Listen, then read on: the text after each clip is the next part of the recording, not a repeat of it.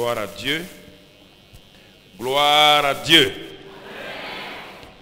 Nous bénissons notre Père ce soir encore. Je crois que notre jeune frère peut monter pour voir s'il y a des anglophones qui ici sont toujours là pour essayer de les aider à comprendre ce que nous sommes en train de partager ensemble. Donc, nous remercions le Seigneur pour sa grâce et sa fidélité, pour sa bonté qu'il manifeste à notre égard. Et hier, nous avons vu le redéploiement, l'élargissement de façon générale dans la vie d'un homme appelé Abraham. Car notre thème, vous n'êtes pas sans ignorer que élargir l'espace de ta tente. Je suis en train de choisir des éléments clés, car le thème est un thème assez large. Depuis le début de l'année, j'enseigne sur cela, et aussi la maman enseigne sur cela, l'élargissement, le redéploiement dans l'amour et tout. Et c'est pourquoi, étant donné le temps qui est court, j'ai choisi quelques éléments clés pour partager cela avec nous, vu que vos pasteurs continuent à développer ce thème-là. Donc, nous avons vu que l'élargissement de façon générale, c'est l'exemple même d'Abraham. Nous avons vu un homme qui n'était pas croyant selon les termes bibliques. C'est un homme qui était adorateur. Il adorait les idoles de l'autre côté du fleuve l'Euphrate, en Irak actuel. Et c'est là où Dieu a parlé à son père Térak. C'est pour situer le contexte de notre prédication. Un rappel permet aux gens de se resituer avant de continuer. C'est ça la force de l'enseignement. Et cet homme Térak a quitté donc l'Euphrate avec sa famille. Et Dieu lui avait dit d'aller à Canaan, un très beau pays, un pays où il fait bon vivre, un pays où il allait entrer dans une expansion totale, il allait élargir sa tente familiale, élargir sa postérité dans le monde entier. Mais cet homme Térak arrive dans une ville appelée Charan. Arrivé à Charan, cet homme a été un peu séduit par le succès apparent qu'il avait à Charan. Charan veut dire porteur de fruits, mais de petits fruits. Et souvent nous nous contentons des maigres fruits que nous avons dans la vie chrétienne, une prière exaucée par là, une prière exaucée d'un côté comme d'autre, et on se dit oui, ça va, gloire à Dieu. Et on s'arrête dans cette vie, on ne progresse plus. C'est ainsi que Térak s'est installé à Charan jusqu'à ce que la mort vienne le surprendre à Charan. Térak n'a jamais pu élargir l'espace de sa tente. Et il a fini lamentablement à Charan. Mais Dieu dit, quand Dieu a un projet, il faut qu'il l'accomplisse. Dieu n'a pas renoncé à son projet avec la mort d'Abraham. Dieu prend un des enfants, donc la mort de Térak. Il prend un des fils de Térak appelé Abraham et il lui dit, ce que j'avais promis à ton père, moi Dieu, je le continue avec sa postérité, ses héritiers. Mais pour que tu ne fasses pas la même erreur que ton père, je vais te demander de faire 3 choses. Dieu nous parle ce soir. Même chose pour toi. Tu as vu des chrétiens qui t'ont dévancé. Leur vie semblait porter du fruit. Mais tu as vu qu'ils ont fini vraiment avec une vie mi-figue, mi-raisin. Tu t'es posé la question, mais pourquoi ces hommes-là, qui étaient des porteurs d'espoir, cette femme qui était porteuse d'espoir, sa vie chrétienne est en train de se terminer vraiment de façon lamentable. La question n'est pas là. La question, est-ce que toi, ou est-ce que où tu vas aller? La question n'est pas d'arrêter de juger ceux qui se sont arrêtés. Maintenant, c'est ton tour d'avancer. Est-ce que tu vas faire mieux que Térak? C'est pourquoi Dieu vient à ton secours par ce séminaire-là en te disant, va plus loin que Térak. Élargis l'espace de ta tente, de la tente. Mais pour l'élargir, il dit Abraham, je te demande 3 choses. Premièrement, quitte ton pays. Quitte le système, le mode de pensée que tu as hérité dans ce monde-là. Ce système de pensée sur le plan de la fécondité, sur le plan de la multiplication, sur le plan familial, sur le plan professionnel, sur le plan du ministère. Ce système ne fonctionne pas. Tu as vu comme papa Térak a terminé à Charan? Abraham dit oui. Il dit alors, si tu veux réussir, tu dois quitter ce système, ce mode de pensée. Dieu dit, mais ce n'est pas fini. Si tu quittes le mode de pensée de ce monde-là, tu dois faire un deuxième pas. Tu dois quitter ta patrie. Ce qui t'est le plus cher. Parce que le pays et patrie, le mot patrie est plus fort. Ça veut dire quoi?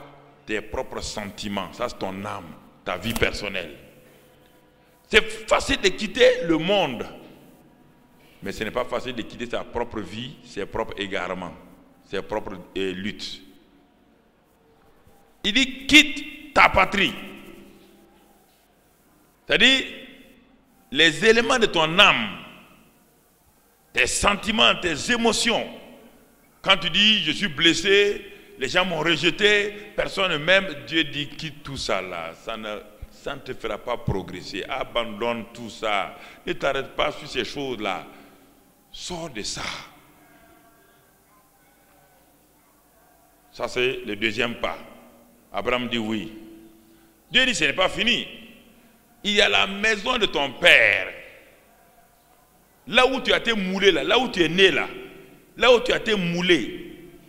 Les mauvaises habitudes de la maison de ton père, les vaines manières que tu as héritées de ton père et de ta mère, ça ne glorifie pas le royaume. Vous voyez les 3 dimensions?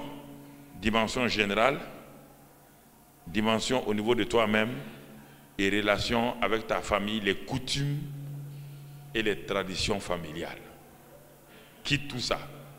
Dieu lui dit, si tu quittes ça, si tu fais une séparation, Abraham, je te promets 3 choses essentielles. Premièrement, toi, un seul individu comme ça, avec une femme stérile, ce n'est pas un problème pour moi, Dieu. Puisque je veux que tu élargisses l'espace de ta tente. Et si toi tu fais ce que moi je te demande, moi je vais te prendre. Moi, Dieu, je vais te prendre. Et je vais faire de toi une grande nation. Un homme de 75 ans, sa femme a 60 ans, il a un passé, il n'a même plus de futur. Dieu promet un futur. Alors mon frère, ma soeur, je vous pose la question aujourd'hui. Dieu a un futur pour toi. Ton passé est révolu, mais ton futur est garanti. Si tu acceptes ça, ne regarde pas mon frère. Le problème, par exemple, je prends le cas des retraités. Pourquoi la plupart des retraités ont des problèmes dans les 5 années après leur retraite? Parce que les retraités ont une mentalité de maltraité. Retraités, maltraités. Et oui, ils tombent rapidement dans la culpabilité, dans le complexe d'infériorité. Oh, bon, on n'a plus besoin de moi, l'État n'a plus besoin de moi, mon entreprise n'a plus besoin de moi, personne n'a besoin de moi, et ils s'en vont acheter une chaise longue. Chaque matin, il dit à leur femme, chérie, pose la chaise longue là. On pose la chaise longue. Il dit, pose la radio à côté. On pose la radio à côté. Il dit, bon, pose limonade à droite ou bien du thé. Et ils s'allongent là-dedans. Ils pensent maintenant à son passé. Voilà. Tous les jours sont passés. Quand on avait 23 ans, on faisait ça. Mais tu as quel âge maintenant? C'est pourquoi les retraités sont des maltraités et avec ça, ils ne vont pas loin. Ce n'est pas comme cela, frères et sœurs. Un retraité, c'est un homme d'expérience, une femme d'expérience qui a eu de l'expérience dans la vie avec l'État ou l'entreprise et qui a maintenant un grenier rempli d'expérience qu'il va donner à la nouvelle génération. Et il est prêt à s'asseoir, à demander comment il peut fructifier l'expérience de 40 années de service sans bouger, simplement en impactant la génération présente avec ses connaissances. C'est ça un retraité, un bon retraité. Et les jeunes gens courent pour venir s'asseoir à ses pieds. Papa un tel, maman un tel, comment tu fais? Il dit, ma fille, viens t'asseoir ici. C'est ça le retraité, le bon retraité, pas un maltraité. Alors, peut-être il faut pousser un peu plus loin, je ne sais pas. Donc vous voyez, Dieu dit à Abraham, premièrement, je ferai de toi une grande nation. Comment un homme peut-il commencer une grande nation à 75 ans et à 60 ans? Posez-vous la question. La plupart d'entre vous, vous avez entre 25 et 30 ans et vous dites que vous n'avez même pas de futur. Je ne comprends pas ça, génération d'aujourd'hui. Vous dites que votre avenir est gâché. Pourquoi vous parlez mal comme ça à vous-même? Pourquoi vous vous tuez vous-même? Votre avenir est dans la main de l'État sénégalais? Hein? Votre avenir est dans la main de l'État burkinabé?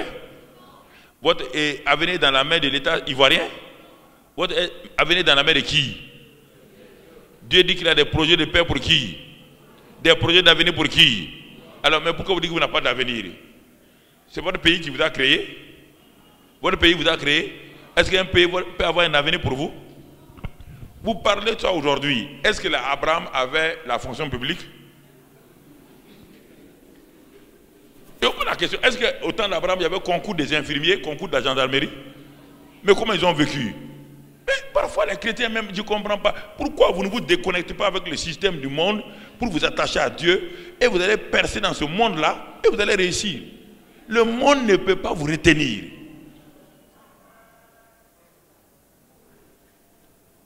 Si vous saviez d'où je viens d'une famille très très pauvre. Chez moi-même, il n'y a même pas de tabouret. Là où je suis né, là, il n'y a même pas de tabouret pour s'asseoir. Et on mangeait une fois par jour. Mais avant même que je devienne chrétien, j'ai dit à ma mère, il dit, écoute ma maman, je suis né dans une famille pauvre, mais je ne serai pas le énième pauvre de la famille. J'ai refusé ça. Maman m'a regardé, c'était au village. Elle m'a regardé quand je partais au lycée. Il entrait en 6e à l'époque. Je partais au lycée national. J'ai dit, maman, je m'en vais au lycée national là. Il dit, un jour je viendrai avec des billets de banque craquants. En ce temps, comme on était plus jeune, il y avait des billets de banque de 5 francs, 10 francs à l'époque. Elle comprend ce que je veux dire. À l'époque, c'était craquant.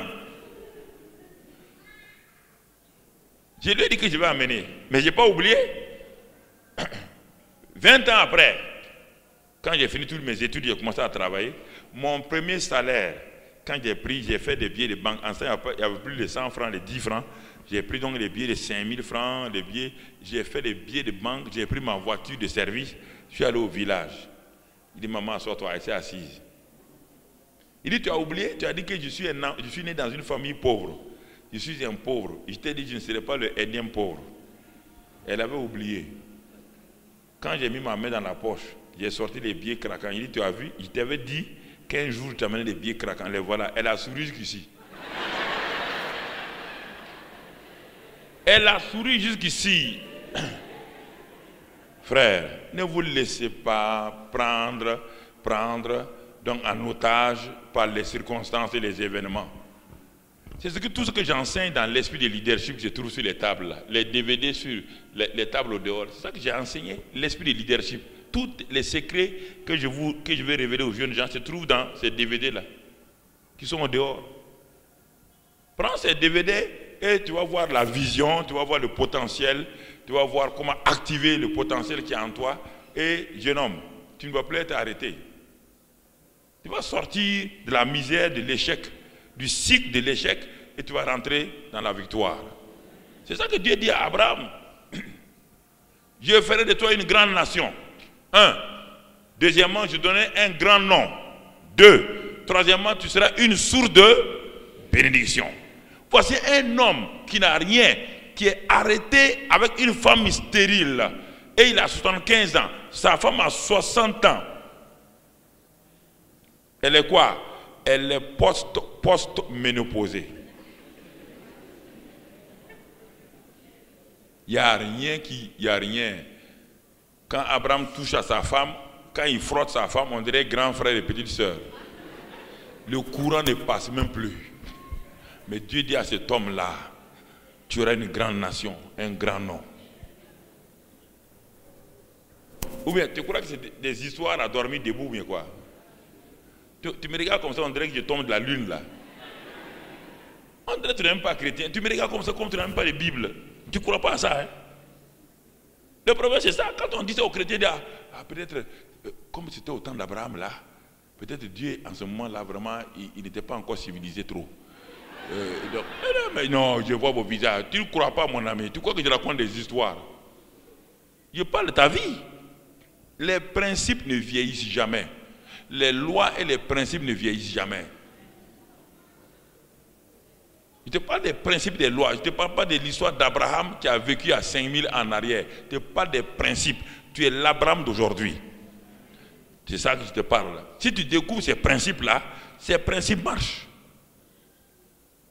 Au temps d'Abraham, il y avait déjà l'électricité, mais est-ce que la maison d'Abraham était éclairée? Hein? Le principe de l'électricité là, c'est assez simplement quoi? Découvert, non? Physicien, électricien.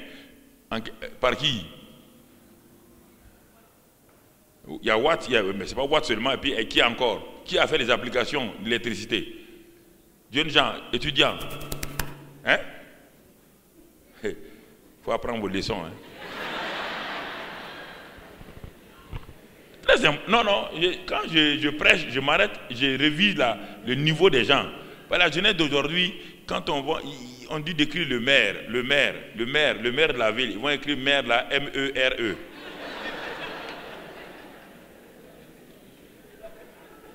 Non, il y avait le maire. Il a écrit M-E-R-E. On dit, ah bon? Ça, c'est ta mère. On dit, ah bon? Le niveau a tellement baissé. Le niveau a baissé.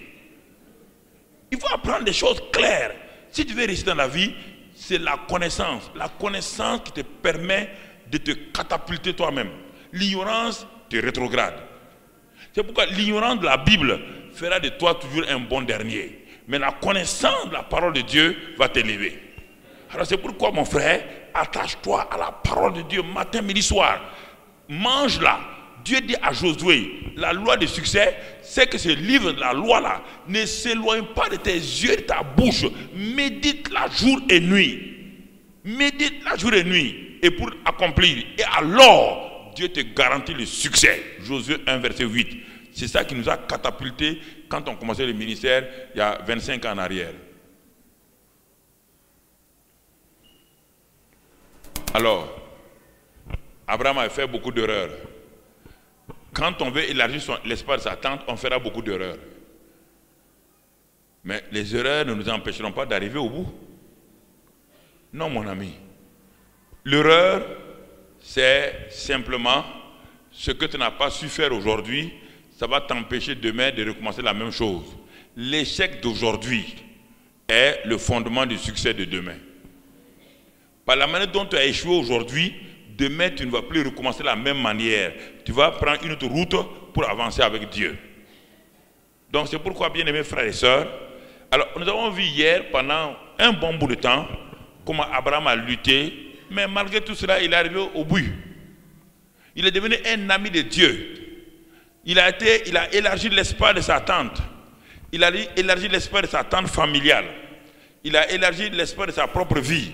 Il a élargi sa prospérité. Il a élargi tout. Toute sa destinée a été élargie. Donc, Abraham est le modèle de celui qui a élargi l'espace de sa tente de façon globale et définitive. Maintenant, ce soir, nous allons aller un peu plus pratique pour avancer. Ce soir, je vais parler d'élargir l'espace de ta tente d'intercession et de gagneur d'âme. Voici un des problèmes. Élargis ta tente, l'espace de ta tente. Je vais parler de ta tente d'intercession et de gagneur d'âme, ou bien encore d'évangélisation, ou bien de témoin de Christ. C'est important pour l'église locale. C'est important pour l'église dans une nation. Un jour, Jésus priait. Les disciples de Jésus sont venus, il était avec lui. Et un des disciples a eu le courage, il s'est approché de ce jeune homme de 30 ans-là, la plupart de ses disciples étaient plus âgés que lui. Il lui dit, Seigneur, apprends-nous à prier. Il y a un constat dans notre vie, c'est que notre vie de prière et de témoignage est très étroite. Elle est limitée. Mais quand nous te regardons, Seigneur, ta vie de prière, elle est tellement large. Et quand tu pries, nous voyons les résultats, non seulement dans ta vie, nous voyons les résultats autour de toi, et nous voyons les résultats clairs et nets. Quand tu as prié, dans Marc 1, quand tu as prié le matin de bonne heure, et que nous t'avons cherché, nous avons vu que quand tu as quitté ton lieu de prière, quand tu es allé, tu as rencontré l'homme qui était paralytique. On a vu comment tu l'as guéri. Chaque fois qu'on a suivi ta vie de prière, nous avons vu des résultats dans ta vie de prière. Ta vie de prière était une vie de prière fructueuse. Cela a apporté du fruit en abondance. Nous sommes plus âgés que toi. Mais quand nous prions, on ne voit pas de résultats. Alors, nous voulons nous inscrire à ton école de prière. Donc, la prière est l'un des éléments, malheureusement, que c'est rare qu'on apprenne aux gens à l'église. Le disciple de Jésus nous a appris quelque chose que nous ne voulons pas appliquer. Le disciple de Jésus dit, apprends-nous à prier comme Jean-Baptiste a appris à ses disciples. Jean-Baptiste a appris à ses disciples comment prier efficacement. Jésus, le disciple dit, si tu ne nous apprends pas à prier, si nous ne nous inscrivons pas dans ton école de prière, nous n'aurons pas de résultat. Je te pose la question. La plupart d'entre nous, comme chrétiens dans le monde, on ne nous a jamais appris réellement la prière. Nous avons appris la prière avec nos voisins. Quand on est converti, je vous donne un exemple. On est converti, on vient dans une église. On est assis entre deux personnes. Le pasteur vient et dit, bon, on va prier. Un nouveau converti ne sait pas comment on prie. On dit, on va prier, levez-vous, on va prier. Tout le monde se lève. Le nouveau converti, il est là. Il dit, bon, on va prier. Il dit, alors, prions. Et il entend un bruit dans l'assemblée. Oh. Alors, qu'est-ce qu'il fait? Il tend l'oreille, son voisin de droite, pour voir ce qu'il dit. Oui ou non? Il écoute le voisin de droite. Et le voisin de droite, là, lui aussi n'a pas appris à prier. Qu'est-ce qu'il dit? Il dit, alléluia, gloire à Dieu. Ma papa, il dit, ah bon, c'est comme ça qu'on prie. Ok. Il tend son oreille, son voisin de gauche. Lui dit, Seigneur, Seigneur, oh gloire à toi, merci Seigneur, oh tu es bon, tu es bon. Alors, cet homme-là, il est à l'école de la prière, mais à une mauvaise école de la prière. Le jour qu'on va lui dire, lève-toi pour prier, il se lève et dit, oh, alléluia, alléluia. Pourquoi? Un bébé ne fait que répéter. Si un bébé n'a pas de paix, si un bébé n'a pas de prière d'intercession, vous voulez qu'il dise quoi? Quand vous mettez un bébé qui est né avec des chiens, il va faire quoi? Il va aboyer, oui ou non? Même s'il est un homme, il peut parler? Ah, écoutez-moi frère, si un chrétien qui est né de nouveau, on ne lui apprend pas à prier, comment il va prier? Il va apprendre à prier dans l'assemblée. Il va apprendre à prier ceux qui sont en train de parler. Sa vie de prière ne s'élargira jamais. Ne s'élargira jamais. Je vois plein de gens, des gens même qui ont 20 ans, si on leur dit de prier, c'est un problème. C'est un problème. Ils sont paralysés. Depuis 20 ans, on ne leur a pas appris à prier. C'est pourquoi les disciples disent à Jésus, apprends-nous à prier. Ça veut dire que le disciple a vu qu'il y a une école de la prière. Et à l'école de la prière, il y a 3 classes fondamentales, 3 sessions. À l'école de la prière, il y a l'école primaire de la prière, qui est représentée par demander et recevoir. Ça, c'est facile. Demander, vous recevez. Ça, c'est les bébés. Quand un bébé qui la maman donne le sein. Ça, c'est demander et recevoir. Dès qu'un enfant crie seulement, on lui donne quelque chose, oui ou non. Ça, c'est l'école primaire de la prière. Quand on est un bébé spirituel, on est exaucé rapidement. Ouais, Dieu répond. Ouais, Dieu répond. Mais on doit progresser, mon frère. On doit élargir. On doit aller maintenant au collège de la prière, au lycée de la prière. Le lycée de la prière, frère, c'est quoi? Ce n'est pas demander et recevoir. Hein? Le lycée de la prière, c'est quoi? Cherchez et vous. Ah, là, c'est chercher et vous trouverez. Tant que tu ne cherches pas, tu ne trouveras pas. Alors, si tu veux élargir l'espace d'attente, il faut savoir comment on cherche. Et qu'est-ce qu'on doit chercher? On te dit, cherchez, vous trouverez.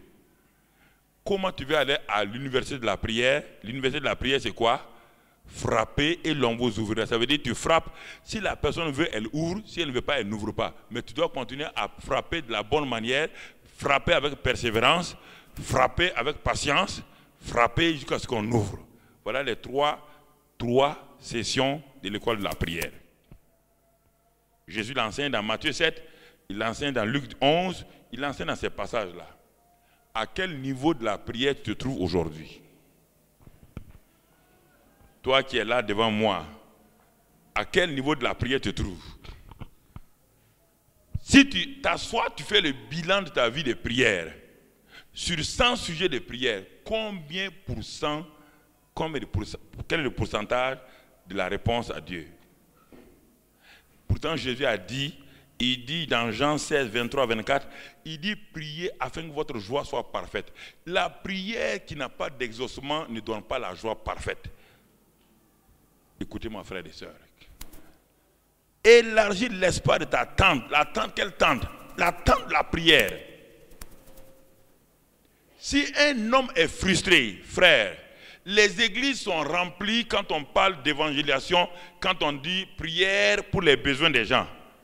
Les églises sont remplies quand on parle de concert.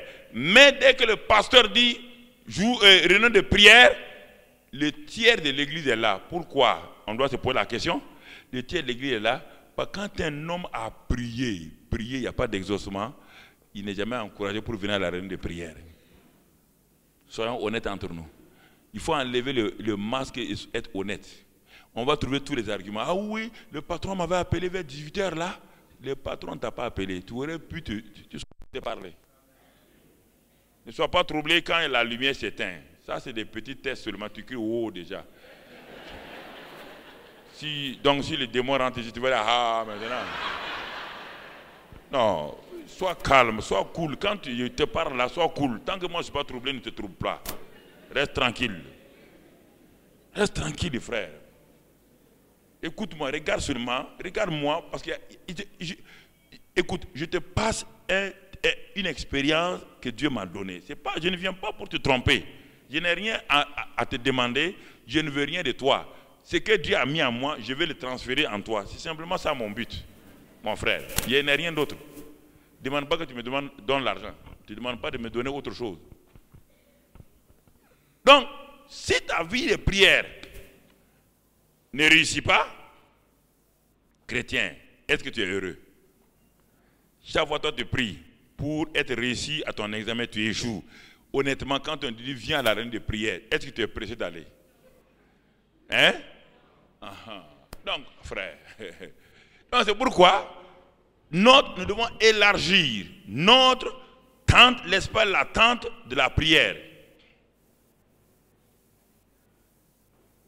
Et nous devons demander à Dieu. C'est pourquoi le disciple a dit, nous on prie. Seigneur, nous on prie. Mais quand nous on prie, on ne voit pas de résultat. Mais quand toi tu pries, il y a un résultat. Donc nous voulons nous inscrire à ton école. Nous voulons quitter l'école, notre école de prière qui ne fonctionne pas. Nous voulons la fermer. Et nous allons nous transférer dans ton école de prière. Jésus a dit, c'est très bon. Et il a commencé à les enseigner. Et dans l'école de la prière, la première prière la plus simple, il leur enseigne notre Père qui est aux cieux. C'est l'ABC de la prière. C'est simplement pour les bébés. Il leur enseigne ça.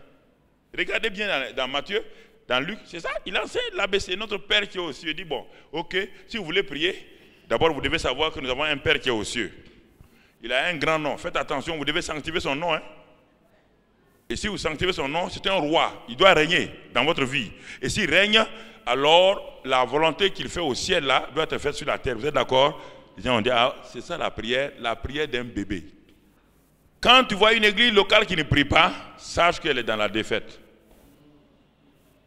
Quand tu vois un chrétien, tu lui demandes quelle est ta vie de prière. Ah, pasteur, quand je me lève le matin, je dis à Dieu que Dieu bénisse ma femme, mes enfants, que Dieu nous protège de tous les accidents au nom de Jésus. Aïe, mon ami, il faut dire au revoir. Parce que là, toi, là, tu es dans la défaite. Cette prière ne produit rien. Elle ne produit rien. Élargis l'espace de ta tente de prière.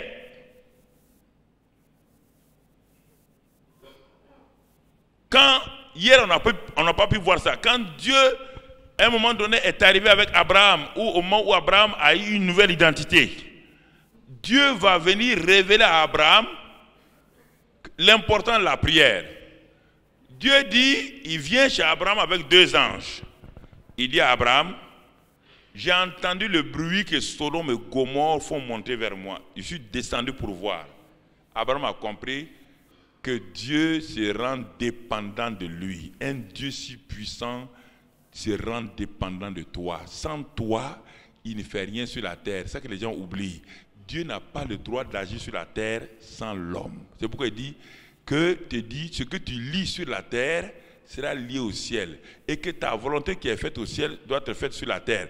Dieu ne se lève pas comme ça, puis il envoie sa bénédiction comme ça. Non. Dieu se lève parce qu'un homme, une femme a décidé de prier. Et en ce moment, Dieu se rend accessible. Le grand Dieu là se rend accessible par la prière d'un petit enfant, d'une femme faible. Et Dieu il est sensible à la prière. Il est sensible à la prière d'un homme comme toi et moi sur la terre. C'est ça que vous devez comprendre. Dieu n'est pas... Les gens parlent de la souveraineté de Dieu. La souveraineté de Dieu pour sauver le monde, oui. Mais quand il a sauvé le monde, Dieu ne se rend plus souverain. Dieu se rend dépendant, du moins il se rend dépendant de toi.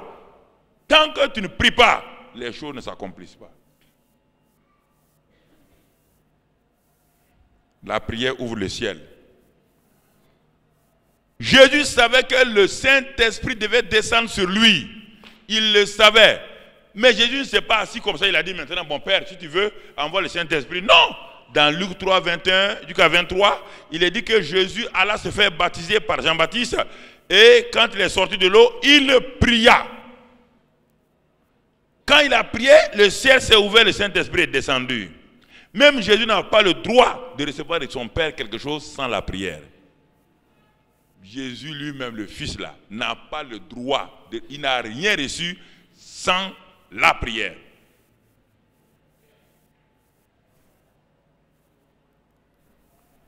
Donc mon frère, ça c'est important.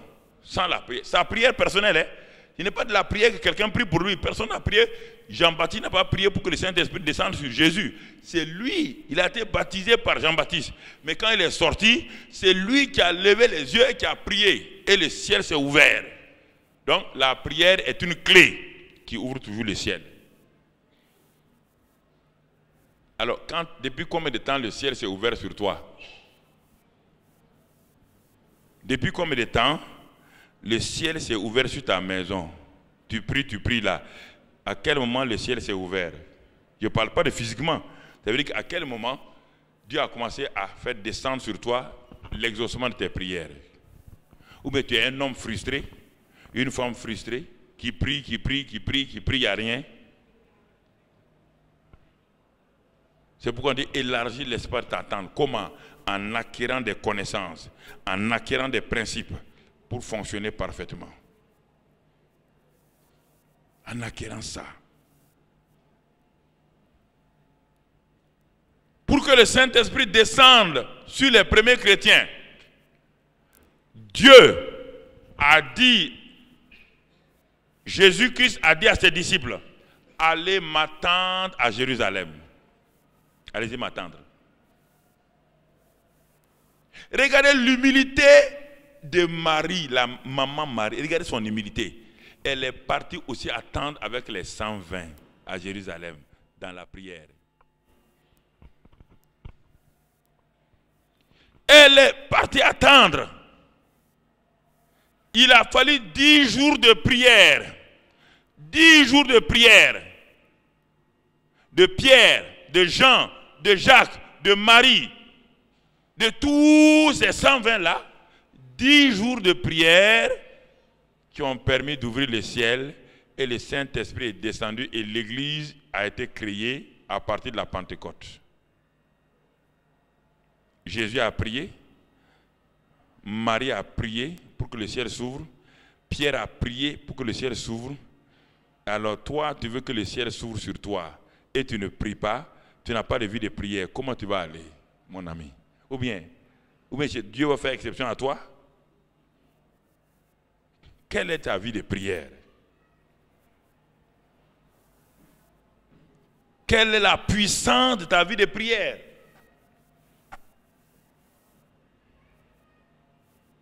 Alors c'est pourquoi ce thème élargit. En faisant quoi? En déployant, en allongeant et en affermissant.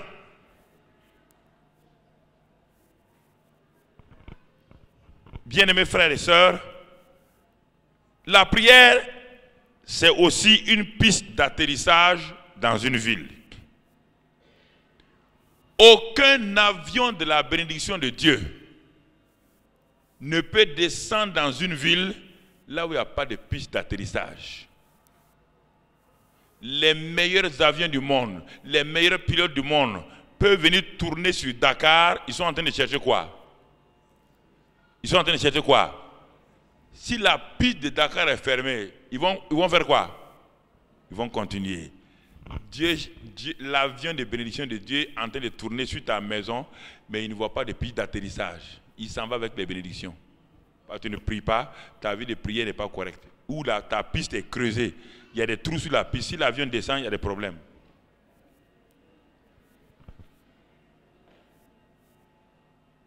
Écoute-moi ce soir. Tu dis, tu pries. Quel résultat tu as dans la prière? Montre-moi le résultat de la prière. Montre-moi. Lève-toi et dis-moi, j'ai prié, j'ai 100 sujets de prière, j'ai eu 80 sujets. Seigneur, lève-toi. Si la prière est difficile, comment ce bon Dieu-là va demander à moi, un simple homme, si la prière est difficile, il me dit, prie pour que tu sois dans la joie, et il me rend la prière difficile. Si la prière est difficile, donc Dieu est méchant. Dieu est méchant. Mais si je n'ai pas été enseigné, la prière sera difficile pour moi.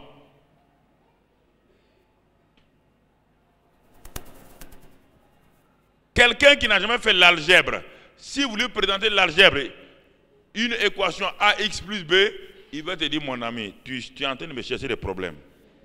Si tu écris 2 fois 2, je comprends ça. 4 fois 5, je comprends ça. Mais AX plus B, là, c'est quoi? Parce qu'il n'a jamais étudié.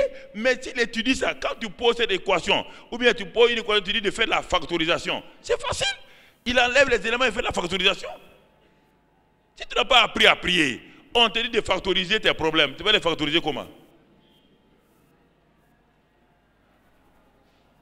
Je vais rendre les choses pratiques, frère. Je n'aime pas aller en haut. Jésus n'aimait pas aller en haut. Il descendait avec les gens tout bas. Et c'est pourquoi le petit peuple aimait Jésus. Il comprenait ce qu'il disait. Mais les pharisiens n'aimaient pas Jésus. Dieu, il parle bêtement comme ça là. Un homme comme ça doit élever les niveaux, il doit parler d'anthropologiquement gradé. Mais il parle aux gens que des arbres, des poissons. Mais il n'est pas vraiment, il n'est pas un gars bien. Il rabaisse le niveau de la religion. Jésus était terre à terre. C'est pourquoi le petit peuple l'aimait. Le petit peuple aimait ses messages et le petit peuple le suivait et il disait, il fait toutes choses à merveille. Mais quand nos scribes là parlent, c'est problème. Quand ils parlent, on dit, mais qu'est-ce qu'il a dit? Ah, moi, c'est comment? Il ne comprend pas. Il a dit que anthropologiquement, et puis dynamiquement, et puis, bon, sereinement. Qu'est-ce qu'il a voulu dire? Mais quand Jésus parle, il dit, ah, quand le gars parle, c'est faible. Tout le monde comprend. Même les enfants comprennent. Dieu est simple, Dieu n'est pas compliqué, frère. Il n'est pas compliqué. Prends la Bible, mais si tu lis la Bible de temps en temps, tu ne comprendras pas comment Dieu opère. Donc la prière est une clé, la prière est une piste d'atterrissage. Si tu ne pries pas, tous les avions de la bénédiction de Dieu ne se déposeront jamais sur ta vie. Les avions de Dieu vont tourner. De temps en temps, ils vont lancer un sac de riz, ça va tomber, s'écraser. Un sac de riz qui est lancé à 1000 mètres, s'il s'écrase, tu peux avoir 2 grains. Les grains vont s'éparpiller. C'est ça qu'on appelle les petites bénédictions. On a dit, ah, j'ai été béni. Tu as été béni par quoi? Un riz qui est tombé dans le sable, ça c'est bénédiction. Mais écoutez, frère, quand les chrétiens disent, pasteur, un chrétien me dit que Dieu m'a béni avec une voiture. Il dit, ah bon, Dieu t'a béni avec une voiture. Il dit, est-ce que tu comprends bénédiction? Bénédiction, c'est bénédiction. Hein? La Bible dit qu'aucune bénédiction de Dieu n'est suivie de chagrin. Il dit, bon, ok, viens, je vois ta voiture. Le gars, il me montre sa voiture. Au revoir, France. Quand il démarre, ça fait... J'ai dit, même moi, Mamadou Karambeli, je ne bénis pas quelqu'un avec ça. Comment le grand Dieu là-bas bénit quelqu'un avec une voiture?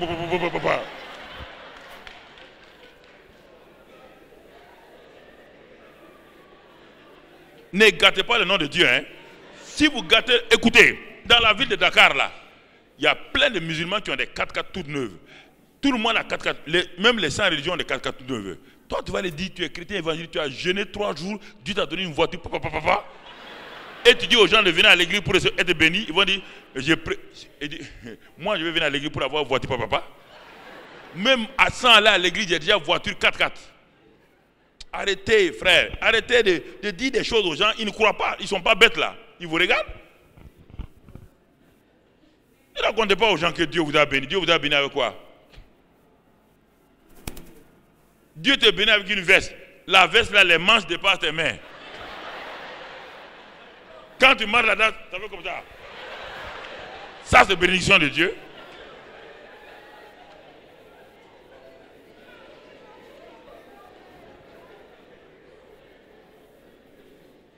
Non, mais donc votre Dieu là, c'est quelle sorte de Dieu ça? Quel est ce Dieu là?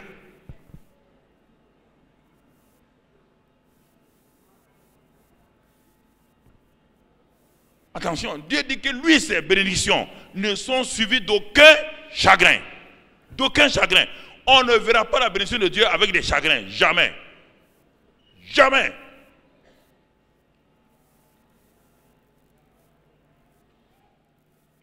Nous mélangeons trop nos pensées à la parole de Dieu. Voilà le vrai problème.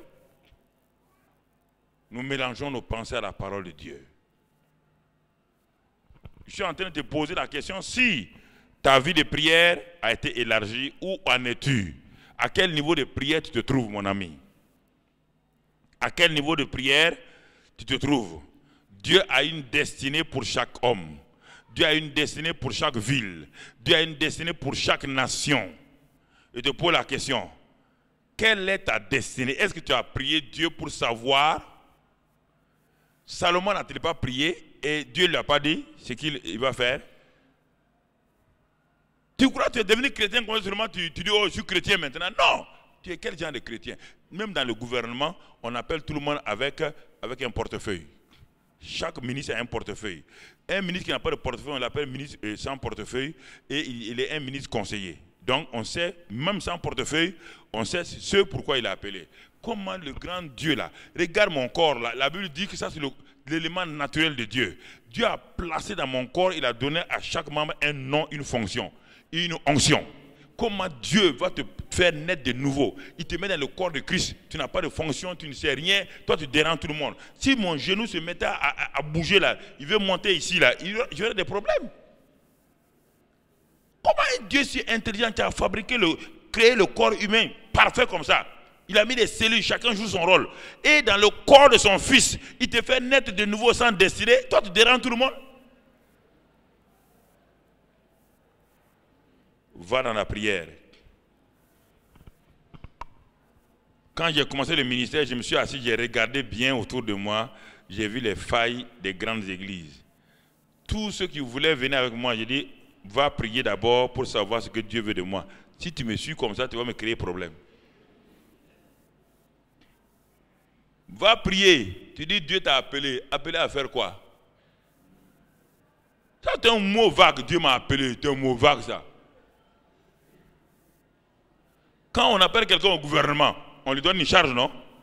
Alors, mais Dieu, le grand Dieu qui est plus grand que tous les présidents, lui, il t'appelle, il n'a pas de charge pour toi? Mais pourquoi on rend Dieu bête? Pourquoi nous rendons Dieu bête? Et que les païens se moquent de notre Dieu? Quel est ce Dieu-là? Il n'est pas intelligent?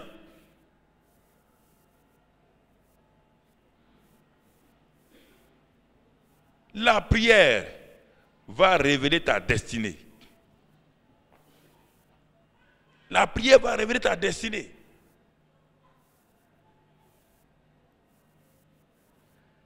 Dieu a révélé à une maman qui s'appelle Rebecca qu'elle a des jumeaux dans son ventre. Mais que le plus petit là, ce sera lui qui sera le plus grand. Quand les deux enfants sont nés, la maman a voulu aider Jacob à devenir quelqu'un et lui a créé problème. Il est devenu un escroc. Il a fallu des années de lutte. Il a fallu qu'un jour, écoutez-moi frère, Jacob dépendait des paroles de sa maman. Sa maman lui a dit, quand j'étais enceinte, Dieu m'a dit qu'il y a deux nations qui vont sortir de mon sein et la plus petite sera la plus grande et la plus grande sera soumise au plus petit. Alors Jacob, c'est toi. Jacob n'a pas prié, rien, et il a voulu accomplir sa destinée par sa force. Il a été obligé d'escroquer son grand frère, d'escroquer son papa, d'escroquer son oncle. Il est devenu un escroc. Et sa vie était en train de se gâcher. Il est parti chez son oncle Laban. Quand Jacob revenait chez Laban, son frère à qui il a volé toutes choses l'attendait. On lui a dit que Ésaü est en train de venir avec 400 hommes bien armés et c'en est fini de sa vie. La Bible dit que Jacob a voulu donc manipuler Ésaü. Il lui a envoyé des bœufs. Ésaü a continué. Il lui a envoyé sa famille, ses femmes. Ésaü a continué. Il lui a envoyé ses enfants. Ésaü avait une seule chose, tuer Jacob. C'est en ce moment que Jacob s'aperçoit que lui n'a jamais prié Dieu. La Bible dit dans le livre de Genèse que Jacob resta seul. Il n'y a plus de femmes à côté, il n'y a plus d'enfants, il n'y a plus d'argent, il n'y a plus rien. Il était seul. Seul face à face avec Dieu. Dieu dit, maintenant le moment est venu pour que tu saches que ta destinée ne vient pas parce que j'ai parlé à ta mère. Il fallait, Jacob, rester dans ma présence, demander ce que je dois faire dans ta vie. Maintenant, il te reste une dernière chance, David et Jacob. Il faut la saisir.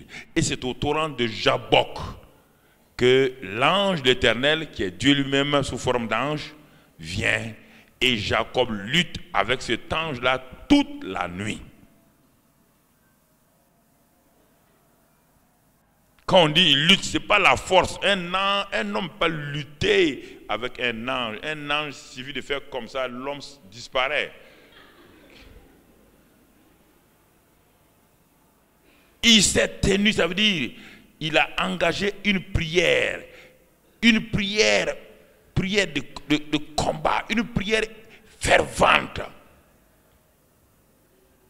Et quand le soleil allait se lever, Jacob sait que si le soleil se lève et qu'il n'est pas changé, alors ça n'est fini.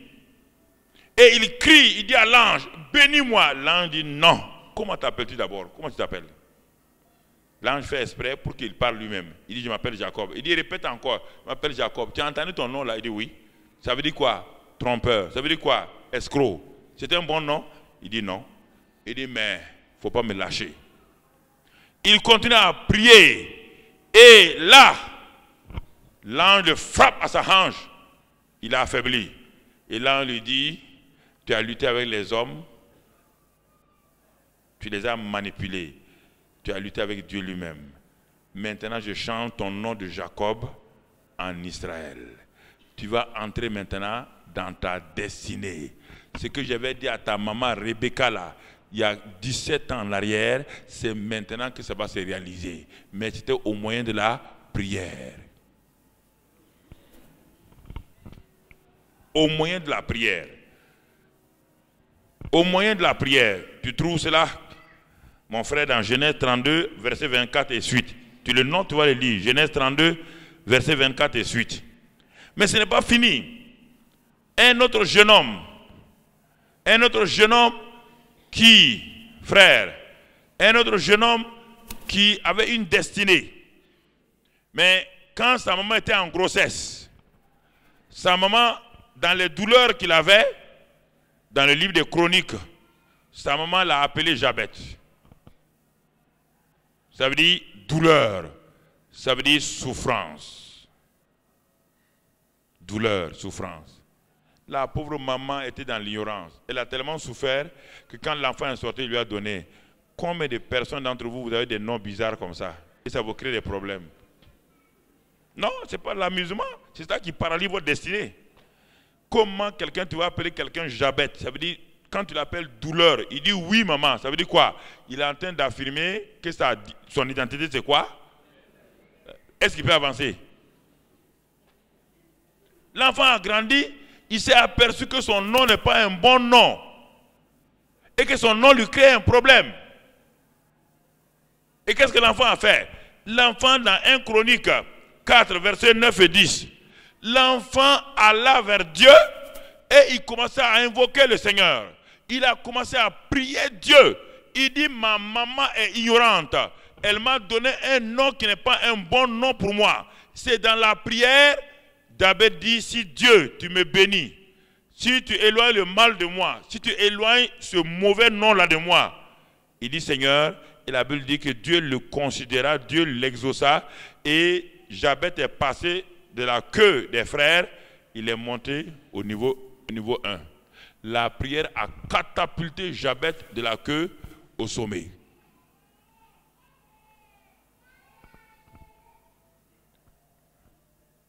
Il a élargi sa vie, son espace, sa tente au moyen de la prière. Il a élargi sa tente au moyen de la prière. Frères, c'est important que nous comprenions cela. C'est important que nous saisissons ces vérités. Ça va nous aider dans nos églises locales, ça va nous aider dans beaucoup de choses. Je n'ai pas attaqué l'église locale encore, je parle de nos vies personnelles. La prière a un effet sur le ciel. Et le ciel réagit positivement ou négativement selon que ta prière est une prière de foi ou d'incrédulité.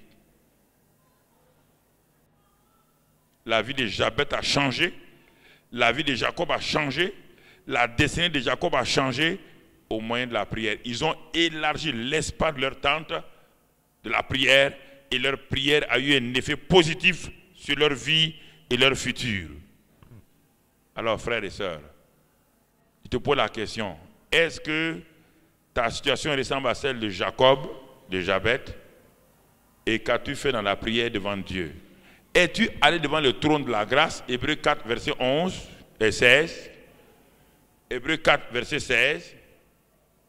Il est dit qu'au trône de la grâce, Dieu est assis sur un trône de la grâce.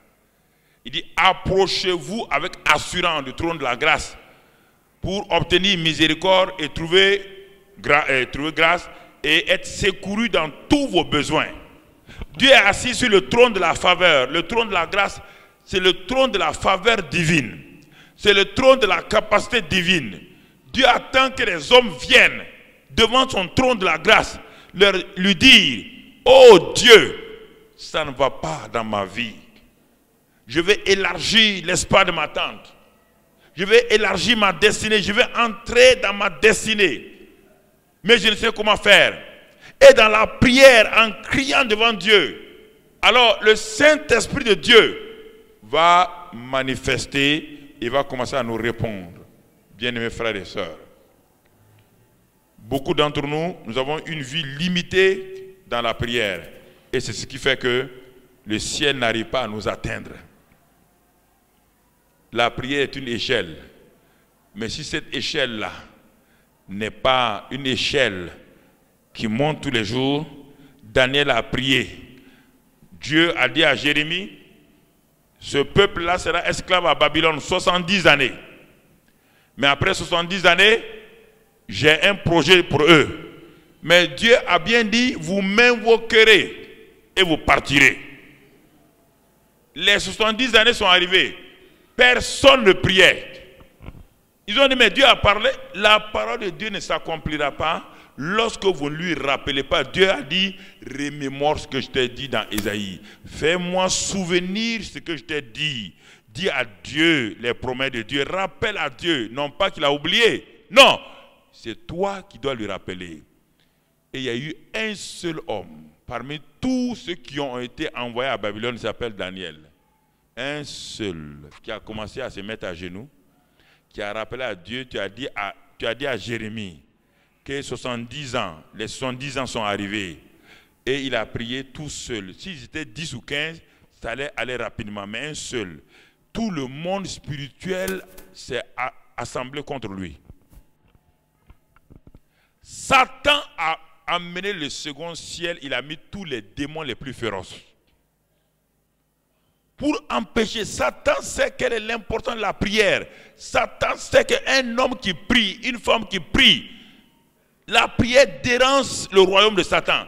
Ça déstructure la connexion de Satan. Ça crée un réseau, ça balance le réseau de Satan. Il est mal à l'aise, il ne se comprend plus. Alors il fera tout pour que tu arrêtes la prière. Daniel a prié. Dieu a entendu les premiers jours. Mais qu'est-ce que Dieu a fait? Il a envoyé l'ange Gabriel. Quand l'ange Gabriel est arrivé au second ciel pour descendre, Satan dit à Gabriel, on se connaît au ciel, je m'appelais Lucifer, tu t'appelles Gabriel. Qui était chef entre nous? Il a dit, tu retournes, hein? Gabriel est retourné. Il dit, tu retournes. Entre nous et entre moi, qui était le plus gradé? C'est moi. Je mettais le sceau de Dieu à la perfection. Lis dans Ésaïe 14, Ézéchiel 28. Va lire ça. Il dit, moi, Lucifer, là, je mettais le sceau de Dieu à la perfection. Toi, tu ne peux pas passer. Quand Gabriel est remonté, Dieu a envoyé qui? Michel. Quand Michel est arrivé, il dit, Satan, il dit, petit Satan, tu as renvoyé Gabriel. Lui, c'est l'envoyé spécial de Dieu. Moi, je suis le chef de l'armée. Il dit, laisse le passage. Satan a laissé le passage. Et Michel est descendu, il a dit à Daniel, ça fait 21 jours que Dieu t'a entendu. Mais l'ennemi, le prince de Perse, nous a empêchés. Je viens d'arriver. Donc, tu es exaucé. Il y a des prières. Il y a sur le Sénégal. Frère, vous êtes l'église du Sénégal. Mais avez-vous demandé à Dieu quelle est la destinée du Sénégal dans le plan de Dieu? Certains m'ont dit, vous savez, bon, nous on est venus pour faire des études ici, on n'est pas sénégalais. Je ne vous demande pas si vous êtes sénégalais. Je vous ai dit hier, dans le royaume des cieux, il n'y a pas de Grecs, il n'y a pas de Juifs, il n'y a pas de Sénégalais, il n'y a pas de Burkinabés, il n'y a pas d'Ivoiriens. Il n'y a que les enfants de Dieu. Mais écoute-moi ce que je vais te dire. Lis Jérémie 29. Tu vas comprendre quelque chose. Vous, le peuple de Dieu, vous qui êtes ici au Sénégal, si vous comprenez ces choses-là, alors vous allez changer la destinée du Sénégal. Jérémie 29 et au verset 7. Lisons ce que Dieu dit. Dieu dit à ceux qui étaient en exil. Regardez ce que même Dieu dit quand ils étaient en exil. Qu'est-ce que Dieu leur dit? Recherchez le bien de la ville où je vous ai mené en captivité et priez l'Éternel en sa faveur, parce que votre bonheur dépend du bonheur de la ville. Alors, peuple de Dieu, vous êtes ici au Sénégal. Oui, j'ai mon église à Abidjan, j'ai mon église à Douala, j'ai mon église à Ouaga, j'ai mon église... tu n'as rien compris. Actuellement, tu es où? Tu es où? Est-ce que Dieu a dit à ceux qui étaient à Babylone là, de prier pour Jérusalem? De prier pour où? Babylone, là où ils sont. Il dit, si tu pries pour Babylone, là où tu es là, ton bonheur dépend du bonheur de Babylone. Donc, vous tous qui êtes ici, étudiants extérieurs, travailleurs extérieurs des organismes internationaux ou interafricains, ne vous flattez pas. C'est ici que vous recevez la nourriture. Si vous ne demandez pas la bénédiction pour Dakar, votre bonheur dépend du bonheur de Dakar. Dieu vous parle. Si vous dites, ah, non, chez nous là, chez toi qui, actuellement tu es où? Si Jésus vient aujourd'hui, il va t'enlever à partir de Dakar ou bien à partir d'Abidjan.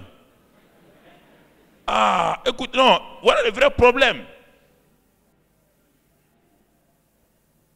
C'est-à-dire que vous êtes ici, vous profitez de l'église sénégalaise.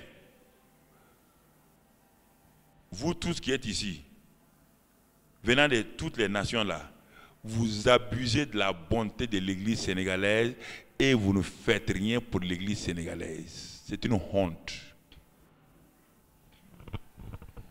Ils ont commencé à jeûner à Babylone.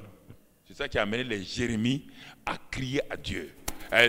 Qui a amené les Daniel à crier à Dieu.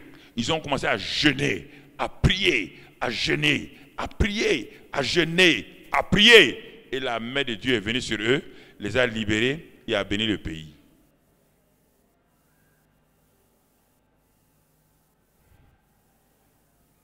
Actuellement, vous recevez la nourriture où? C'est ici au Sénégal. Actuellement, quels sont les pasteurs qui vous nourrissent? Ce n'est pas les pasteurs de vos villages, c'est les pasteurs qui sont ici, qui sont en train de vous nourrir. C'est eux qui pleurent pour vous. Donc, vous devez prendre soin. Regardez, pasteur, regardez, qu'est-ce qu'on doit faire pour Dakar? Qu'est-ce qu'on doit faire?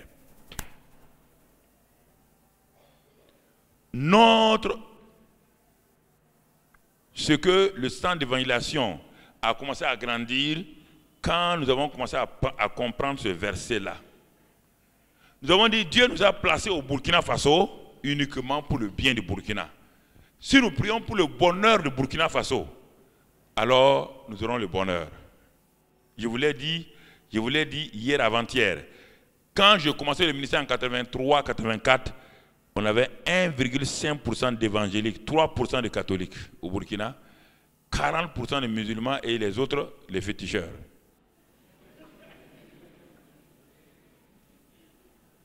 Quand nous avons commencé, Dieu dit, si vous ne priez pas pour le pays, vous n'aurez pas de percée.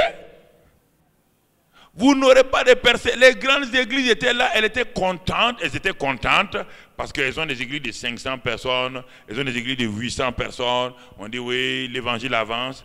Mais en ce temps-là, 1,5% d'évangéliques, ça avance ça?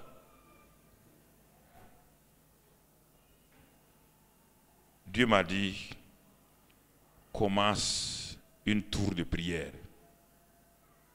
Je ne comprenais pas ce que ça veut dire, une tour de prière. Il dit bâtis un hôtel de prière permanent.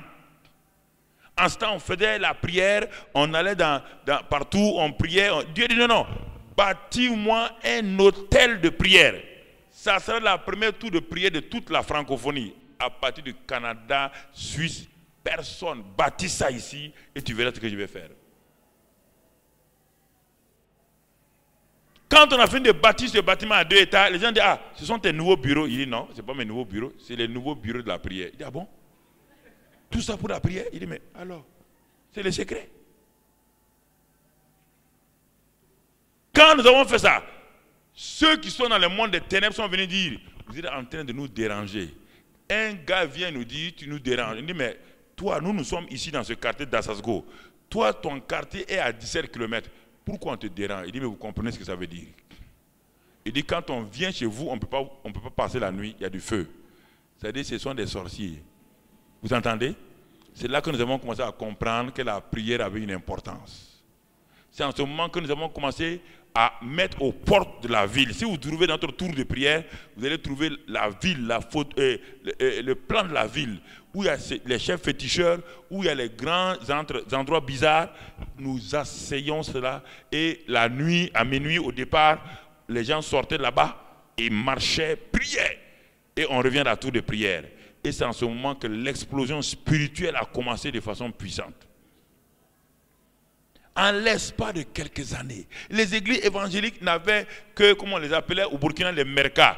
C'était des gens qui étaient pauvres, misérables, des malades et tout. Mais aujourd'hui, l'église évangélique burkinabé, frères, nous avons plus de 25%. Et ce n'est pas fini. Il y a toutes sortes de catégories parmi nous maintenant. Toutes sortes. Des ingénieurs, l'ancien gouvernement était composé de premiers ministres et ses ministres, tous les chrétiens évangéliques et l'église catholique. Je suis allé faire des groupes charismatiques avec eux. Tout, partout, les choses montaient. Pourquoi? Les fêtes, au lieu de laisser les gens décider que les fêtes officielles, c'est telle fête, nous nous sommes engagés et on a reconnu les fêtes. Frères, par la prière,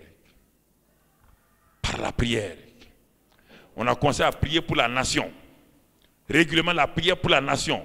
Les prières ont commencé partout, le jeûne d'Esther. Les prières ont commencé partout.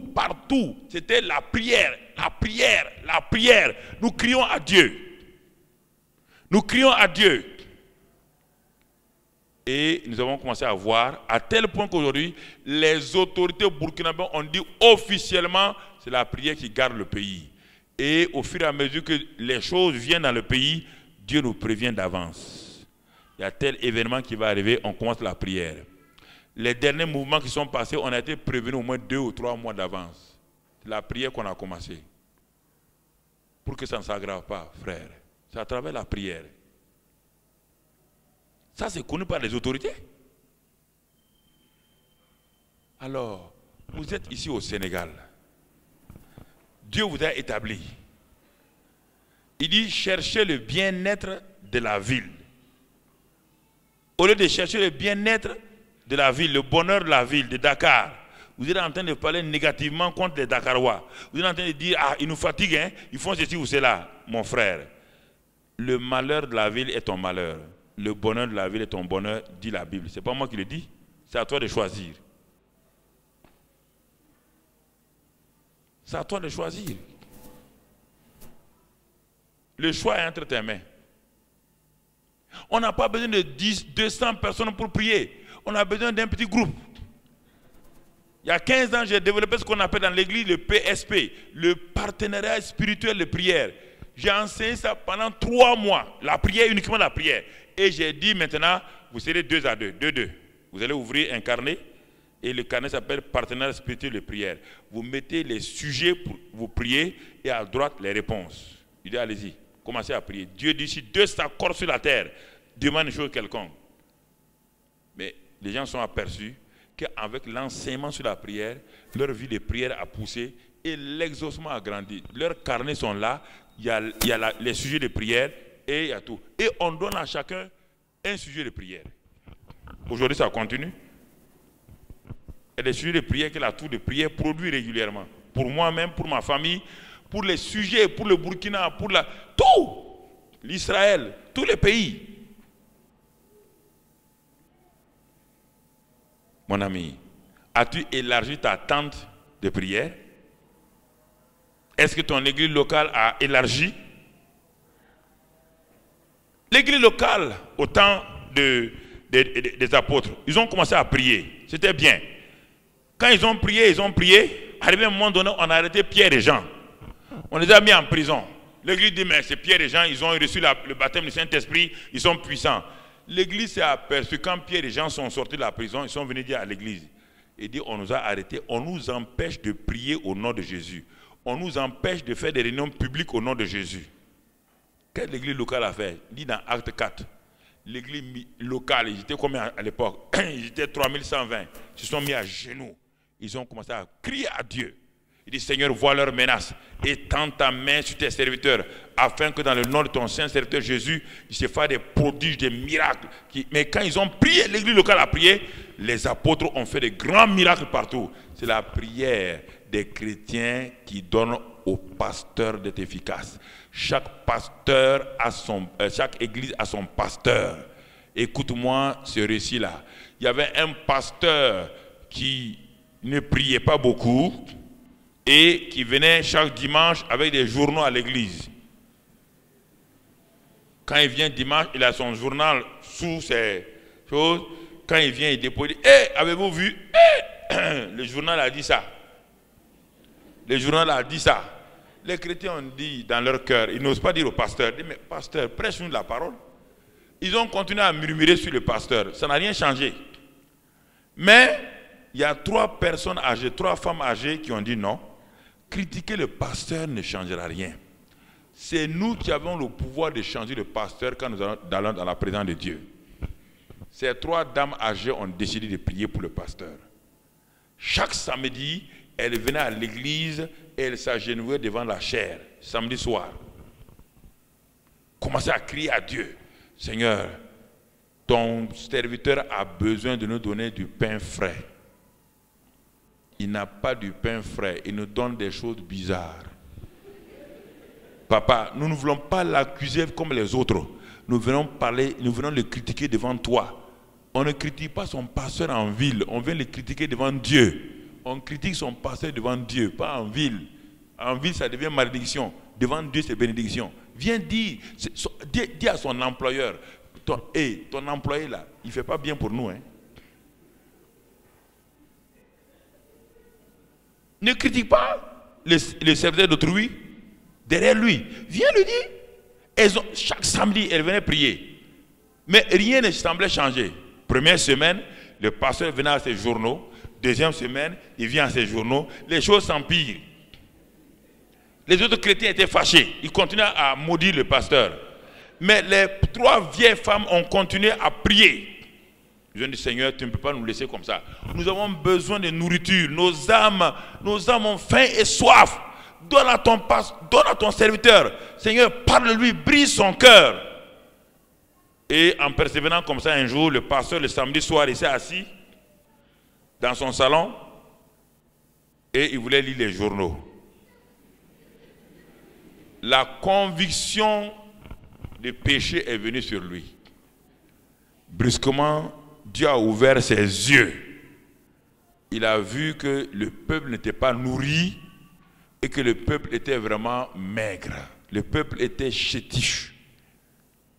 Il s'est mis à genoux, il a pleuré devant Dieu. Il a crié à Dieu, il dit, Seigneur, je veux élargir ma vie de prière. Je veux étendre mes limites. Je veux sortir de cette vie-là. Seigneur, viens à mon secours. Et ce soir-là, le Saint-Esprit a renouvelé totalement le pasteur. Il a mis les journaux de côté. Il a ouvert la Bible. Il dit, Saint-Esprit, Jésus a dit, quand tu viendras, tu vas nous enseigner. Enseigne-moi. Donne-moi du pain. Je n'ai pas le pain pour ton peuple. Luc 11. Je n'ai pas le pain pour eux. Donne-moi le pain. Et ce soir-là, Dieu lui a donné le pain de vie, la parole qu'il faut. Le pasteur a dormi. Le lendemain matin, au culte, les gens sont assis encore. Qu'est-ce qu'il va nous raconter comme histoire? Et le pasteur rentre par la petite porte. Comme c'est la petite porte là, dès qu'il rentre, il n'a que la Bible en main. Les moqueurs leur disent, ah. Mais les 3 vieilles femmes ont dit, alléluia. Il dit, papa, tu nous as exaucés. C'est sûr et certain. Il n'y a pas de journaux dans sa main. Quand le pasteur vient, il dit, ouvrons la Bible. Les gens disent, et les gens n'ont pas amené leur Bible. Il n'y a que les 3 vieilles qui ont amené leur Bible. Puisque le pasteur... puisque les gens ne s'attendent pas que le pasteur change. Ils ne s'attendent pas que le pasteur change. Mais les 3 mamans là s'attendaient à ça. Il dit, ouvrons la Bible. Ils ont ouvert la Bible. Il dit, lisons. Quand l'homme a commencé à parler, des paroles de vie ont commencé à sortir. Les gens disent, ah, qu'est-ce qui est arrivé? Les mamans disent, alléluia, alléluia. Les autres étaient étonnés. Pourquoi? Il y a eu un réveil dans l'église. Alors, chaque église fait de son pasteur ce qu'il veut. Dans l'église primitive, ils ont prié pour le pasteur Jean, le pasteur Pierre. Le Saint-Esprit est descendu, les a remplis. On a arrêté Pierre, on a mis Pierre en prison. L'église locale, dans acte combien? L'église locale 12, acte 12. L'église locale s'est mise à prier. Il dit, papa, on a arrêté notre pasteur. On ne peut pas laisser notre pasteur être tué. Ils ont prié pour le pasteur Pierre. Ils ont prié, ils ont prié. Et Dieu a envoyé un ange sortir Pierre de sa prison. Alors, église locale, nous sommes réunis ici plusieurs églises locales. Qu'allez-vous faire? Vous allez continuer à parler mal de vos pasteurs? Ah, ils n'ont pas l'onction? Prie, le ciel va s'ouvrir pour l'onction va venir sur eux. Demandez, elle faisait partie d'un groupe avant qu'elle devienne ma femme. Elle était l'une des intercesseurs du samedi soir. Demandez-lui. De 22h à quelle heure? Minuit. Elles étaient là en train de pleurer chaque samedi soir devant Dieu. Donne à ton serviteur, Seigneur, des paroles de révélation. Et quand elle priait, donne-lui de manifester les dons spirituels. Donne-lui des paroles de connaissance précises. Elle priait. Tout le groupe là, un groupe réduit. Le dimanche matin, quand je viens, dès que je commence à donner les paroles de connaissance, hey, je les vois, tout est écrit dans leur cahier. Tout ce qu'elles ont prié là, moi j'ai fait la même chose. La même chose. Et ce groupe de prière là, vous voyez là, elle n'était pas ma femme, elle était là-bas. Mais les jours que j'ai besoin de femmes, Dieu est parti chercher où? Dieu est parti chercher où? Hein? Quelqu'un qui s'occupe de toi spirituellement, Dieu va te la donner physiquement?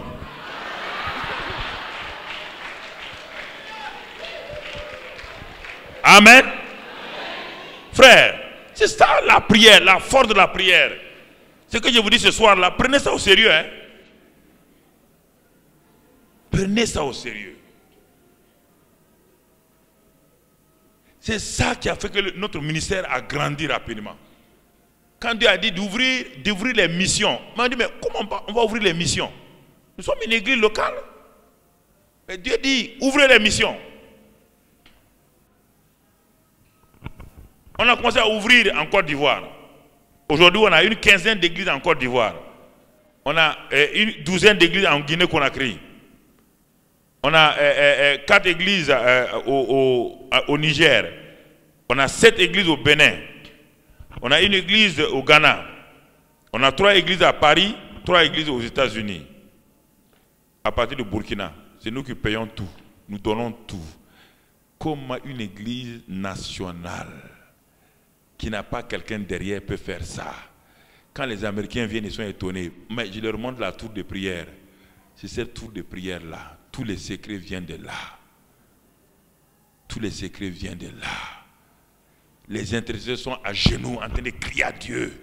De prier matin, midi, soir. Prier, prier. Les sentinelles viennent la nuit, de minuit à 5 heures du matin. Ils sont en train de crier à Dieu. Comment voulez-vous que Dieu reste insensible quand le peuple élève sa voix et crie à Dieu? Est-ce que tu vas élargir l'espace d'attente de prière? Frère, dans une église locale, il y avait un intercesseur puissant.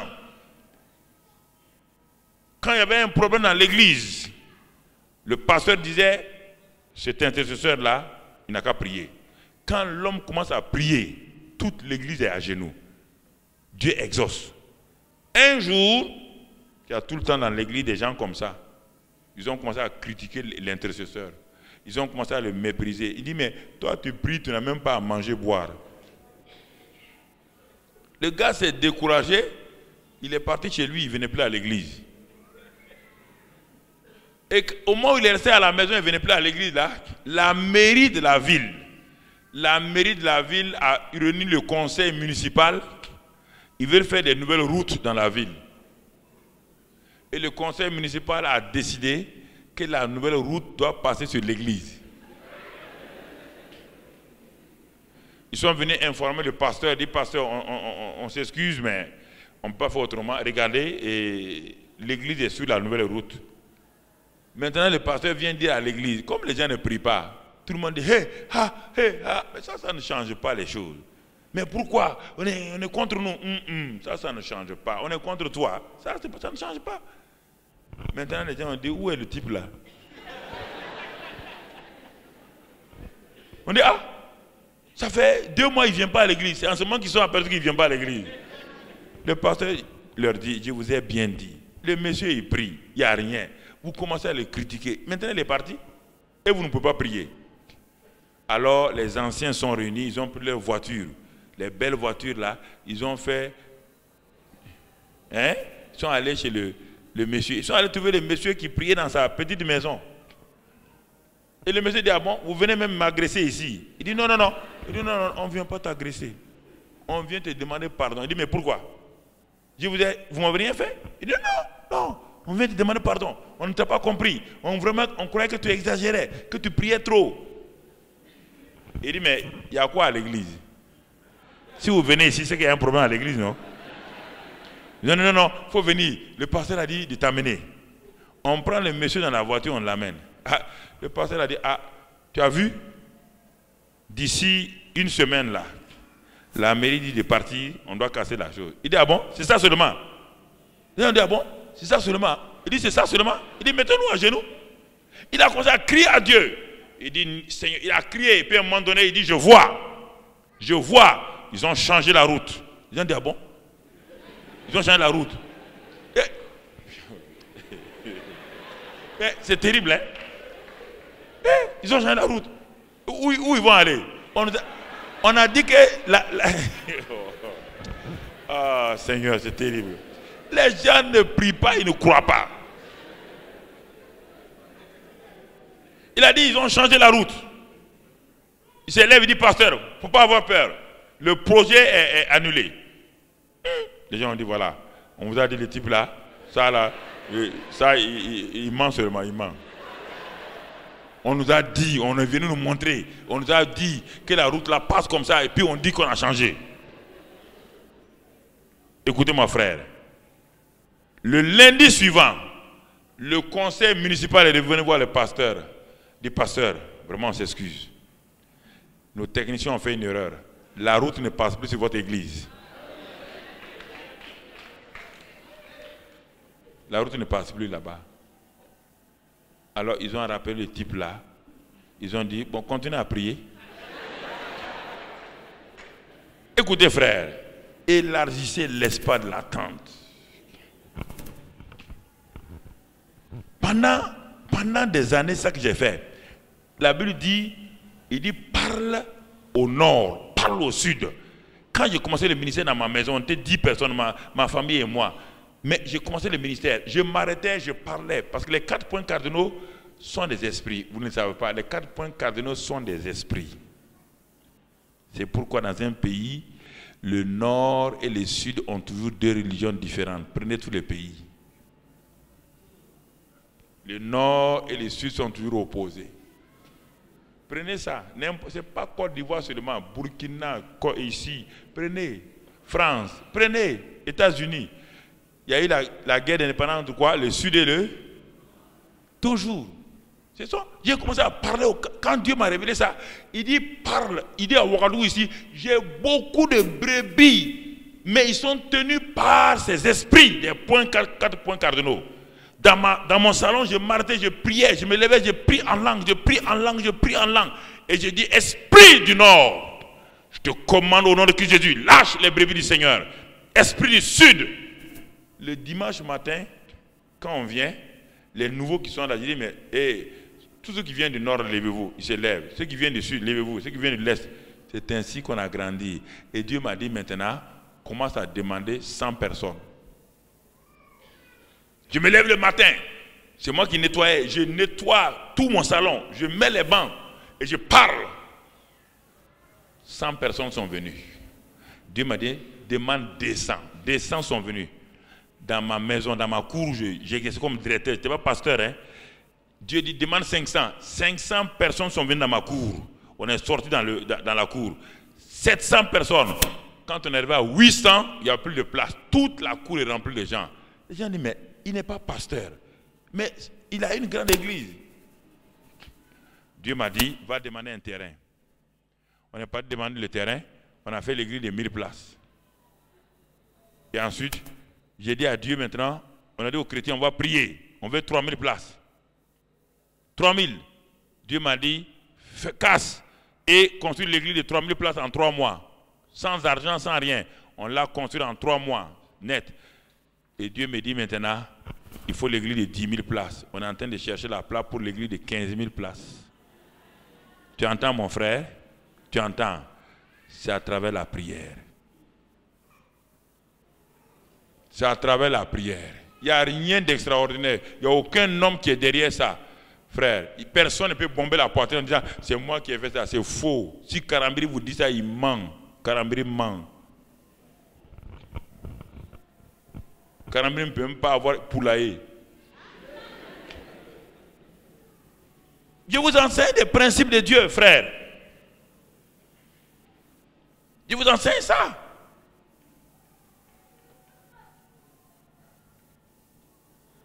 Mais regardez, toute la Bible, c'est rempli de ça. La prière efficace. L'église locale en prière. Et quand l'église locale en prière, je vais terminer rapidement parce que la deuxième partie est aussi longue que la première, mais je ne peux pas tout terminer.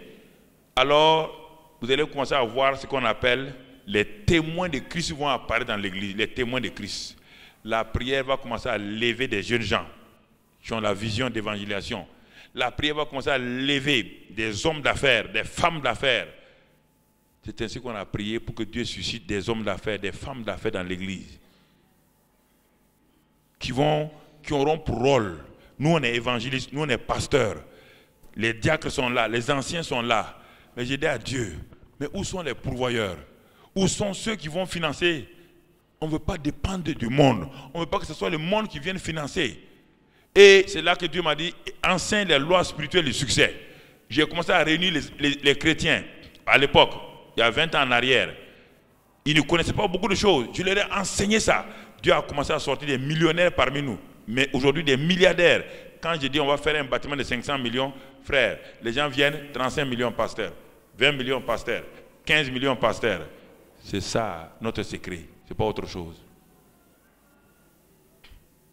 Dieu a élargi financièrement l'église. Dieu a élargi financièrement l'église. Ils n'ont pas peur de me suivre. S'il dit maintenant on va faire telle chose tout de suite. L'autre jour, la première fois que j'ai dit je vais faire le bâtiment de 10 000 places, il y a les jeunes, un jeune qui a couru au fond. Il dit pasteur, je vais cette fois-ci être le premier. Il est venu tomber là, sur la chaise. Je vais être le premier à investir.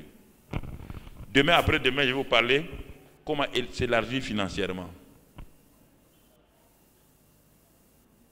Chaque soir, je vous vois venir donner vos dîmes et vos mains sont fermées. Quand les mains sont fermées, ça veut dire qu'il y a 100 francs là-dedans. Non, non, je vous parle. Vous fermez vos mains là. Pourquoi? J'ai dit aux frères là. Mais ça, c'est la chose la plus facile pour rendre les chrétiens hypocrites. Devant Dieu, devant Dieu.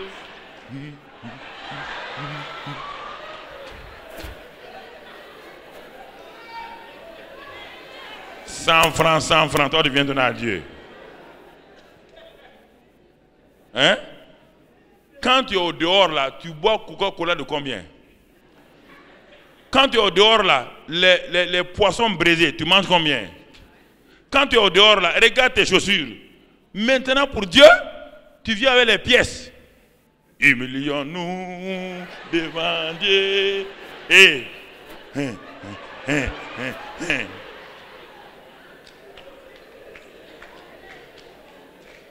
non, ça fait 3 soirs je vous regarde. Je dis, j'ai dit à ma femme, les gens là même se regardent. Regarde, c'est des pièces qui font tomber là-dedans. Quand tu vois un chrétien qui a la main fermée comme ça, il n'y a même pas un billet de 1000 francs là-dedans. Et puis quand on dit on va donner maintenant, il est assis, il met sa main droite dans la poche. Il est en train de chercher quoi?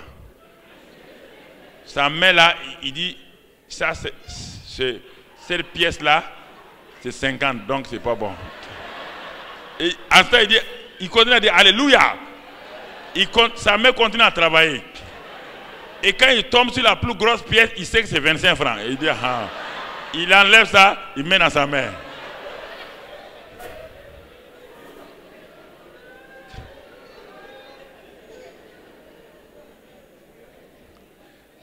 Je vous ai regardé, je lui ai dit, il faut que je les secoue un peu, peut-être demain ou après-demain, parce qu'ils sont en train de bloquer leur élargissement financier. Ils sont en train de bloquer. Ils sont en train de bloquer ça.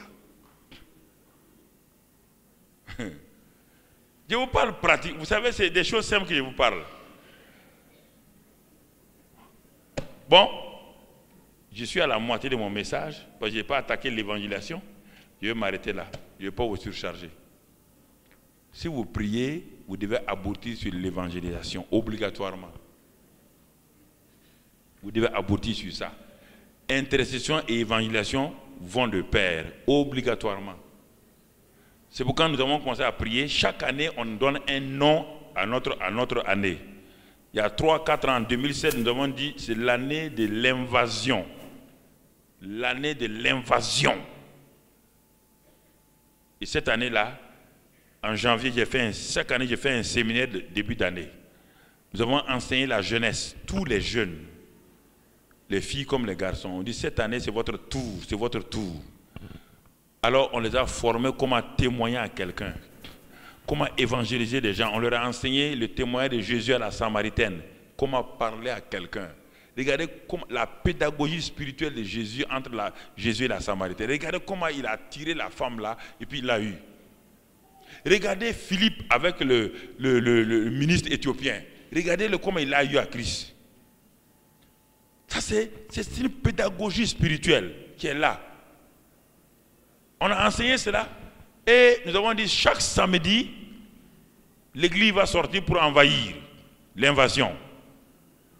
Chaque samedi, les chrétiens qui avaient des véhicules amenaient leurs véhicules le matin à l'église. Et ils prenaient au moins 4 personnes parmi les jeunes. Au bout de 3 mois, ces jeunes gens qui sont sortis, filles et garçons, qui ont fouillé tous les villages alentours et tout, nous avons enregistré 17 007 personnes converties. J'ai dit 17 000. Nous avons ouvert de nouvelles églises partout. Ces jeunes gens ont vu des aveugles voir des paralysés marcher. Aucun pasteur ne devait les accompagner. On voulait que notre jeunesse sache qu'ils ont la même puissance que les pasteurs. C'est ça qui a libéré les femmes. Elles ont commencé à imposer les mains.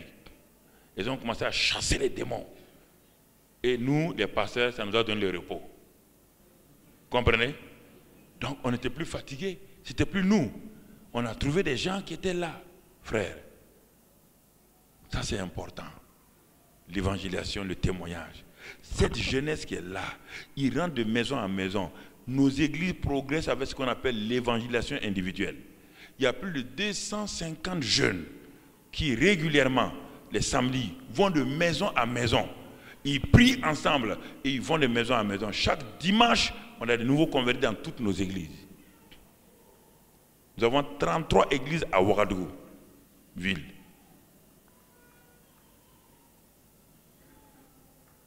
La dernière fois que j'étais à Paris, ils ont baptisé 575 personnes.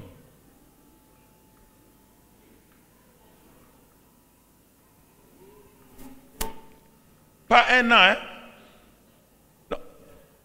L'ancien s'est levé. Presque en un jour, ils ont baptisé 575 personnes. Frère, ce que je vous dis, c'est pour vous encourager.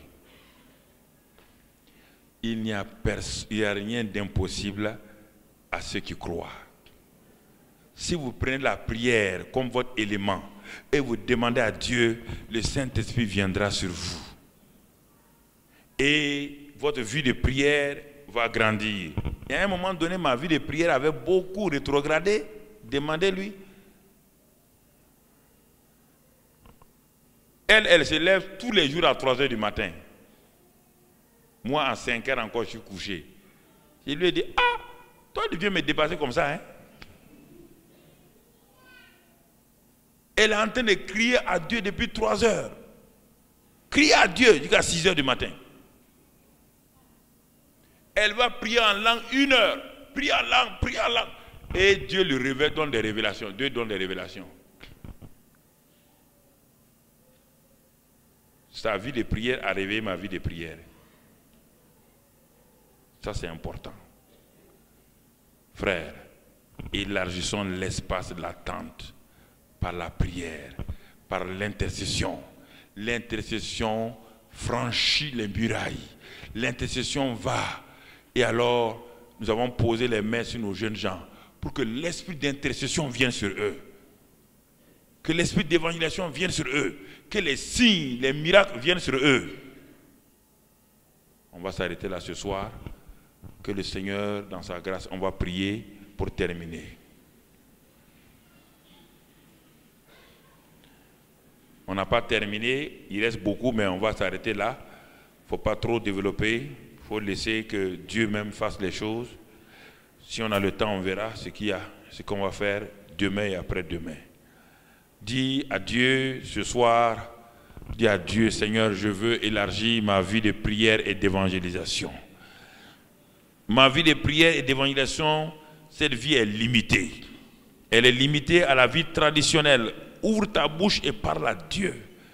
Seigneur, je vois que je suis rétrograde dans la prière. Je suis rétrograde dans l'évangélisation. Ça fait des mois et des mois, je n'ai amené personne à Christ. Ça fait des mois et des mois, je n'ai pas prié, je n'ai pas jeûné. Ça fait des mois et des mois, je n'ai même pas fait de chaîne de prière. Je n'ai pas prié pour mon pasteur. Je n'ai pas prié pour l'église locale. Je n'ai pas prié pour mes frères et sœurs.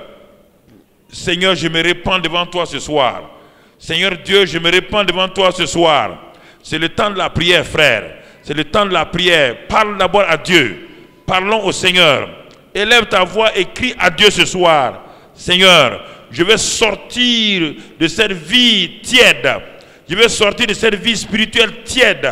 Seigneur, je veux impacter. Je veux être un homme qui prie, une femme qui prie. Je veux simplement, ce soir, Seigneur, me tenir dans ta présence. Chorale, commencez à prier. La chorale doit prier, frère. La chorale doit prier. Ne vous préoccupez pas du chant maintenant. Préoccupez-vous de votre vie de prière et de votre témoignage. Élevez votre voix à Dieu. Parlez au Seigneur. Dites à Dieu que votre vie de prière est froide. Votre vie de prière est tiède. Dites à Dieu que votre vie de prière est froide. Dites cela, frère. Même si vous ne priez pas, vous chantez, personne ne sera touché. Vous aurez des belles voix, mais personne ne sera touché. Car il n'y a que l'onction de la prière qui touche les gens. Dis à Dieu, je vais être une chorale, je vais être un groupe musical qui prie. Seigneur, nous allons décider de venir prier et jeûner pour que nos chants touchent les gens. Décide ce soir-là. Parle à Dieu. Parle au Seigneur ce soir. Je vais être un témoin de Christ. Je vais être l'onction sur ma vie. Je vais impacter ma génération.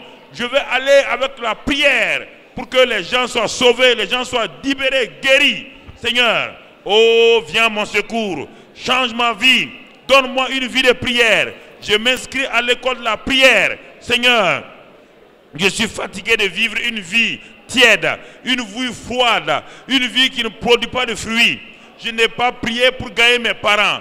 Je n'arrive pas à prier pour gagner ma famille. Mes frères sont encore dans le monde.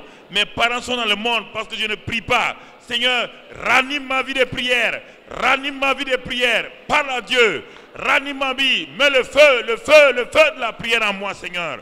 Mets le feu, le feu, le feu de la prière en moi, Seigneur. Mets-moi le feu, le feu, le feu de la prière en moi, Seigneur. Ranime ma vie de prière. Je t'en prie, Seigneur. Je veux être un intercesseur sur les genoux.